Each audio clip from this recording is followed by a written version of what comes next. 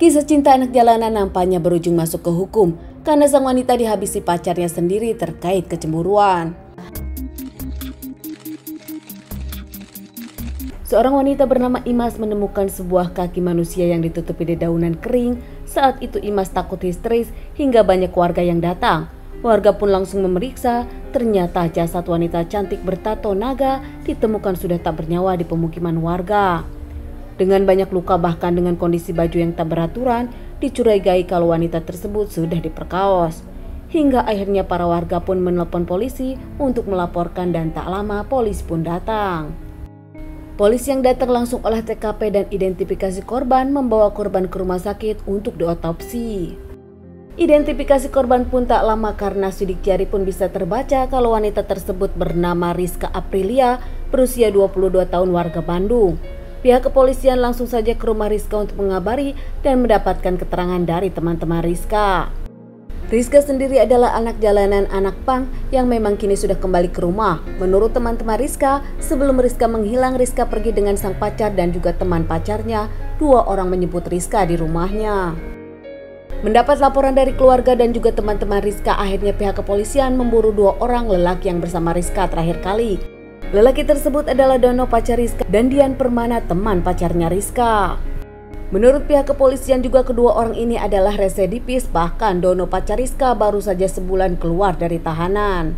Akhirnya dengan kerja keras pihak kepolisian, dua pelaku itu berhasil diamankan di dua tempat yang berbeda tanpa perlawanan. Dono mengaku dirinya memang melakukan, begitu juga Dian mengaku kalau dirinya membantu melakukan pembuangan jasad Rizka disuruh oleh Dono.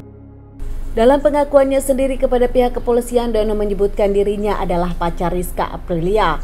Dono mengaku mereka berpacaran cukup lama, namun saat itu sempat cekcok bahkan sempat renggang saat Dono masuk penjara. Usai Dono keluar dari penjara, keduanya pacaran lagi, namun si Dono ini merasa ada yang berbeda dengan sang pacar Rizka. Dono merasa kalau si Rizka berselingkuh dengan dirinya atau pernah tidur dengan lelaki lain saat Dono di penjara. Meski Rizka membantah tuduhan Dono, namun Dono tak percaya. Dono kerap kali curhat kepada teman-temannya di tongkrongan dan menyebutkan kalau Rizka memang di belakang dirinya pasti pernah berselingkuh. Teman-teman Dono yang saat itu sedang mabok bersama Dono pun menyebutkan kalau selingkuh ada perbuatan yang tak bisa dimaafkan hingga membuat Dono naik pitam. Kesal dengan bantahan Rizka tentang berita perselingkuhan, Dono pun akhirnya ingin menghabisi Rizka dengan mengajak sahabatnya Dian melakukan kekerasan kepada Rizka. Di awal Dian ini menolak, namun nampaknya tak bisa menolak keinginan Dono hingga akhirnya Dian bersedia. Dono dan Dian pun menyusun ide akan menghabisi Rizka di salah satu hotel Melati. Saat itu Dono menjemput Rizka di rumahnya dan mengajak ke hotel. Rizka yang sempat menolak, namun nampaknya tak bisa menolak keinginan sang pacar Dono hingga akhirnya menuruti. Mereka bertiga akhirnya ke hotel Melati di Bandung. Percaya kepada sang pacar Dono, Rizka pun merasa baik-baik saja, tak akan ada sesuatu yang buruk terjadi kepada dirinya. Sesampainya di hotel, mereka pun mengobrol, namun di tengah obrolan lagi-lagi Dono membahas tentang kecurigaannya kepada Rizka kalau Rizka berselingkuh dari Dono saat Dono di penjara. Cekcok antara Rizka dengan Dono pun tak terelakkan lagi hingga satu kata yang membuat Dono sakit hati, menyebutkan Rizka wanita tak benar. Rizka pun tak terima hingga memukul Dono saat itu. Dipukul Rizka, Dono tak terima hingga memukul Rizka balik. Dengan tanpa ampun, Rizka pun disiksa Dono saat itu. Dian hanya melihat, tak membantu, namun juga tak melerai.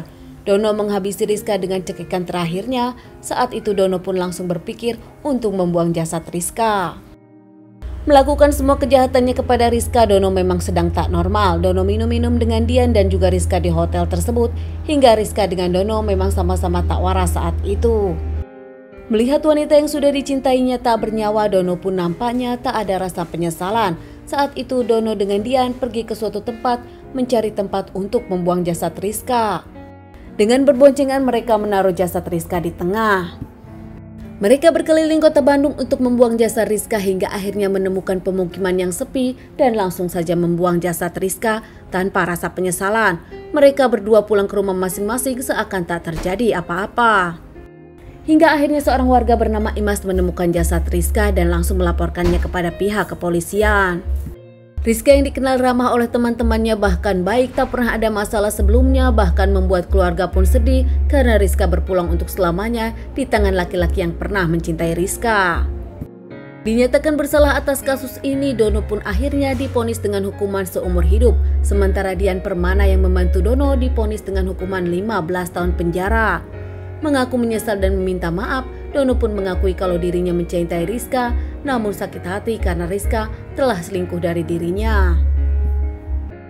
Teman-teman, sekian dulu kasus yang aku bawakan kali ini. Semoga dari kasus ini kita bisa banyak belajar untuk kehidupan kita dan ditunggu bahasan kasus-kasus selanjutnya.